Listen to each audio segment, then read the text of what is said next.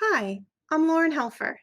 Today we're going to begin Lesson 2 of a three-part series to get you ready to use digital notebooks with your students in person or in a virtual setting. This lesson is about how to create an interactive layer of tools so that your students can use their notebook in the same ways as they can use a paper notebook. Let's begin.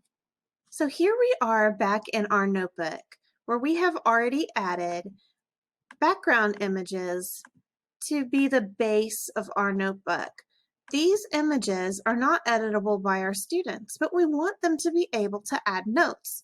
The first thing that you can do is you can add some pre-made text boxes. So to add a text box, you simply go up here to text box and you can add a place where your students can have to write. Think about the types of devices that your students will be using to decide what type of font size you want to start out with. Usually I start out with a 14 or sometimes a 16 font. I also love to pick a fun handwritten looking font for the students to type in. This helps differentiate between the part of the notebook that I typed previously and the part where they will be typing. So this is one of my favorites. It's called Coming Soon. And I like to add just a little part that tells the students that this will be where they are typing. Type here. That way when they're looking around their screen and they're trying to figure out, well, what am I supposed to do? I see this. Oh, I'm supposed to type there. Sometimes you might want to make your fonts bold or other fun things to make it look a little bit more like a student's handwriting. I always like to center it and start it in the middle. That way when they type, it sort of fills up the space that I have for them there. You don't have to do that. You can leave it however you like it to look, but there's some different alignment choices that you can choose right here.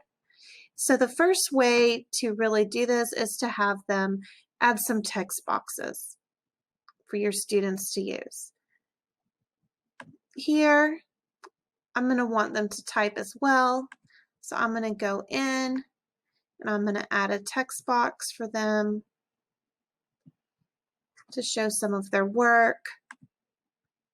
I'm going to center it. Like I said, I love to make my text boxes so that they start in the middle. And I'm going to choose my fun font. There are tons of fonts that are available on Google. If you don't see one that you like on the list, click more, and there are tons to browse through that you can add on. So again, type here so that when they look at this, they'll know what they're supposed to do. So another thing that we want to do besides adding our text boxes is have some draggable interactive pieces. So in this case, I have this area where the students are supposed to tell me which one of these are using the parentheses as grouping symbols. So I want something that my students can drag on to sort of mark which ones they think are grouping symbols. So I can use the shape tool to add something like a circle shape. So I'm going to start with making a little circle shape on here. Of course, we don't want it to be filled in, so I'm going to I want it to be transparent, and then maybe choose a nice bold color for the border so that it's easy and it stands out. So that's what it looks like. Oh, I don't like that. It's not, I want it to be a little bit bolder. So again, I can go and I can change the thickness of that line. Now, I'm not going to leave it on there. I want to make sure that my students are the ones doing the work. So one option, if you don't have room on your actual slide, is to place your movable pieces just off the page where your students can still go and grab them, but that your students are, they're nearby, but they're not taking up room on the page. Now, the students are probably going to need more than one. If your students are capable, you can always just have one and then give them instructions on copy paste. I like to go ahead and make a couple myself for them to already have on there. So I'm going to copy, paste. I'm not going to use the shortcut key, Control V. I'm going to paste a whole bunch of them. That way they can't run out. Now those look messy. If I want them all nice and neat, you can drag over your pieces. It'll group them all together with one thing. I'm going to go to Arrange. So this is a really cool thing that you can do on Google Slides. You can align them. Now they're all aligned to the left. I can also align them so that they're all at the top. Now it looks like there's just one symbol, but you know that there's really several different pieces right there. So your students can go when they're using it, they'll go over there, they can choose one, and they can drag it to where they think the parentheses are being used as a grouping symbol.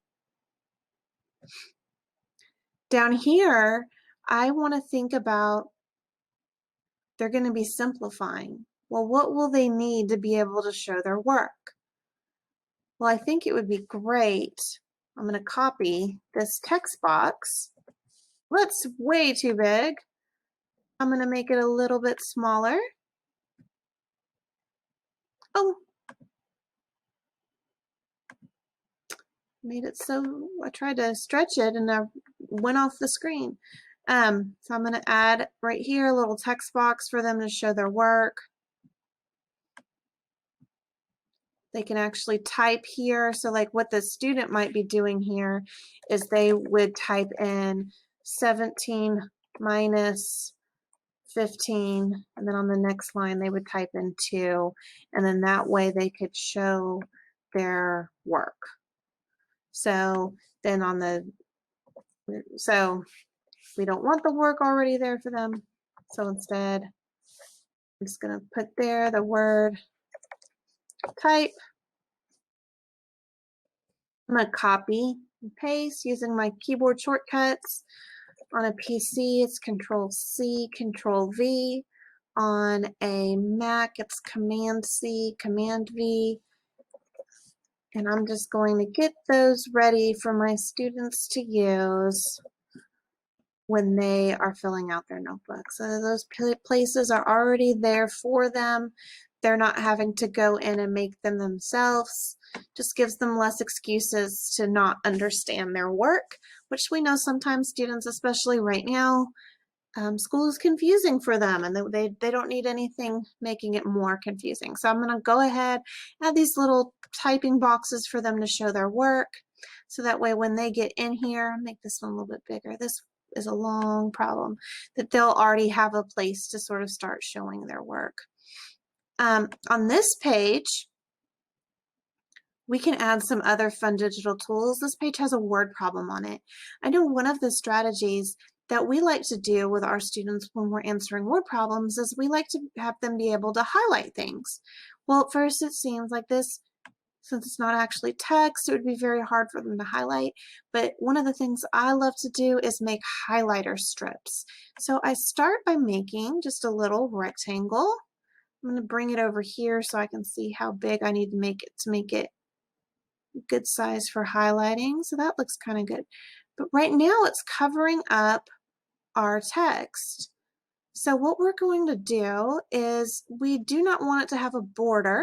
So I'm going to go to the border. I'm going to make it transparent. And let's pick a fun, bright, bold highlighter color for this. It's one thing that's great about digital notebooks is we can go as colorful as we want. I'm going to go with this bright purple color, but right now it's solid. On our color picker, down here we have a custom button. If we click that, one of the things that it will allow us to do is slide that over to make it have transparency. So now I can actually have this neat little highlighter strip that I can move around and highlight things in my work. So I'm going to take my highlighter strip and bring it over here. I'm going to make several copies of it so that my students can have lots of them to use. Same thing as before, Control C to copy, Control V to paste. I'm just going to make a whole bunch of them. We're going to grab them like we did before. Again, you just drag over and it groups them together. Arrange, align, and align them to the left. And then I'm going to align them to the top. And now all my highlighter strips are all together right here. So I can make more of them in other colors too if I want. I can copy that whole big set, drag them down here.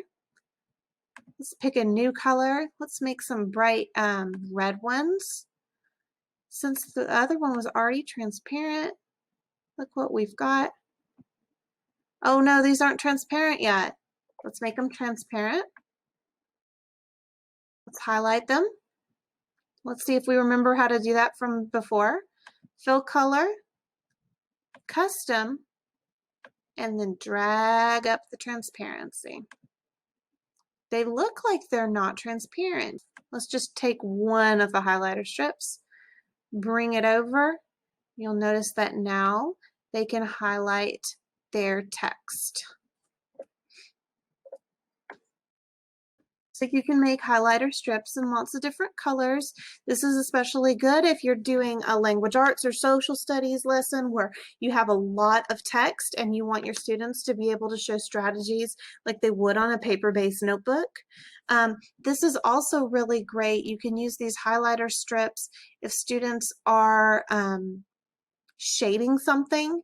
For example, if you have a fraction picture and you want them to shade the fraction in, they can actually use a highlighter strip and bring it on and move it to the size of your fraction grid so that they can show and shade parts of the fraction grid, decimal grid, basically anything that you're needing them to shade.